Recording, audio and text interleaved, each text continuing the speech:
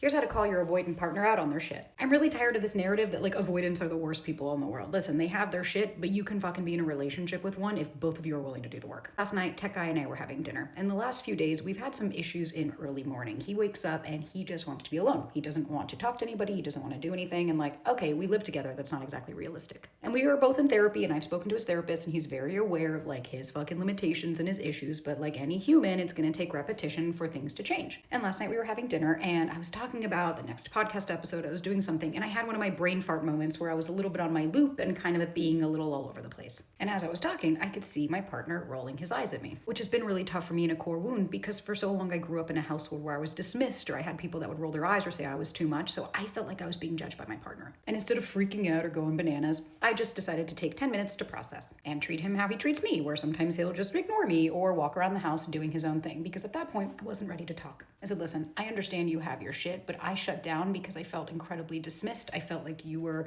judging me and rolling your eyes, and that felt really shitty in that moment when I was being vulnerable with you. Notice how I used I statements? And he responded with, I am so sorry. That was never my intention, but you're right. I don't know what's been going on with me recently, but this is something I really want to talk to my therapist about. And we spoke for about 20 minutes and voila, we moved past the fucking issue. You don't have to be scared about confronting your partner. And just because they're a little bit more avoidant does not mean that you can't have an incredible, beautiful relationship and help them along their journey, just like they're helping yours with your anxiety.